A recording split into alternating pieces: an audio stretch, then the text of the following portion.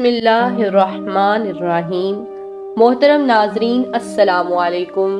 میں آج اس ویڈیو میں حضرت خضر علیہ السلام کا واقعہ بیان کروں گی۔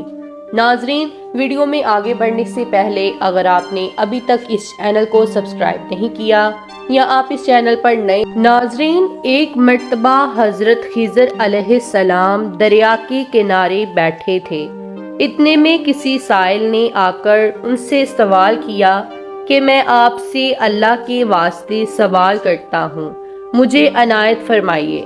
یہ سن کر حضرت خضر علیہ السلام پر بے ہوشی طاری ہو گئی۔ جب کچھ ہوش ہوا تو فرمانے لگے، بھائی، میں تو صرف اپنی جان اور مال کا مالک ہوں۔ تم نے مجھ سے اللہ کے واسطے سوال کیا ہے، لہٰذا میں اپنی جان اور ذات تمہارے حوالے کرتا ہوں۔ تم جس طرح چاہو اس کو استعمال میں لاؤ، بازار میں فروخت کر کے اس کی قیمت سے فائدہ اٹھاؤ۔ چنانچہ سائل ان کو بازار لے گیا اور ایک شخص سائمہ کے ہاتھ ان کو فروخت کر دیا۔ یہ سائمہ خرید کر ان کو اپنے گھر لے گیا، جس کی پشت پر اس کا ایک باغ تھا۔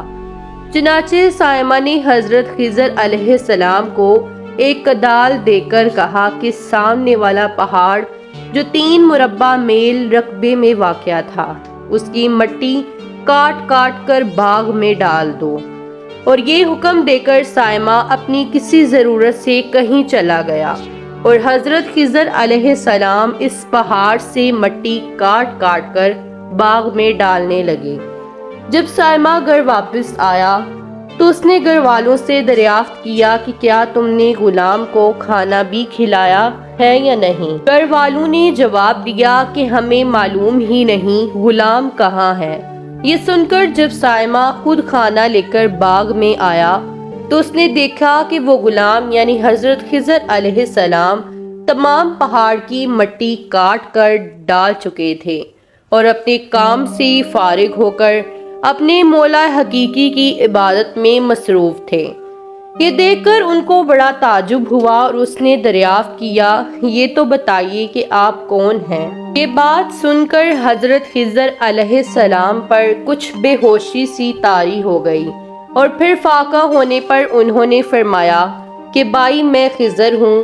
جس کو سن کر سائمہ کے ہوش اڑ گئے، تو نے یہ کیا کیا؟ ان کو غلام بنا کر ایسے کام پر لگایا، یہ تو انتہائی گستاخی ہے۔ پھر یہ سوچنے کے بعد سائمہ نے توبہ کی اور پروردگار سے عذر خواہی کے ساتھ حضرت خضر علیہ السلام کو آزاد کر دیا اور اللہ کی بارگاہ میں عرض کیا کہ اے رب العالمین، مجھ سے اس کا مواخذہ نہ کیجیے گا، کیونکہ میں ان کو جانتا نہیں تھا۔ اس کے بعد حضرت خضر علیہ السلام نے دعا فرمائی اور سجدہ شکر بجا لائے کہ اے میرے پروردگار، میں تیرے ہی حق میں غلام بنا اور تیرے ہی حق میں آزاد ہوا، اس پر تیرا شکر گزار ہوں۔ بعد ازاں واپسی کی اجازت لے کر جب دریا پر واپس آئے تو دیکھا ایک شخص کھڑا دعا مانگ رہا ہے کہ اے میرے رب، حضرت خضر علیہ السلام کو غلامی سے رہائی عطا فرما دے اور ان کی توبہ قبول فرما لے۔ حضرت خضر علیہ السلام نے یہ دیکھ کر اس شخص سے دریافت کیا کہ آخر تو کون ہے؟ تو اس شخص نے بتایا کہ میں تو شاذون ہوں، آپ کون ہیں؟ انہوں نے فرمایا کہ میں خضر ہوں۔ اس کے بعد شاذون نے کہا، اے خضر علیہ السلام، آپ نے اپنے رہنے کے لیے مکان بنا کر دنیا طلب کی ہے، کیونکہ حضرت خضر علیہ السلام کا دریا کے کنارے پر ایک عبادت خانہ تھا۔ بس یہ سن کر وہ فوراً میدان میں نکل آئے اور وہیں اللہ کی عبادت میں مصروف ہو گئے۔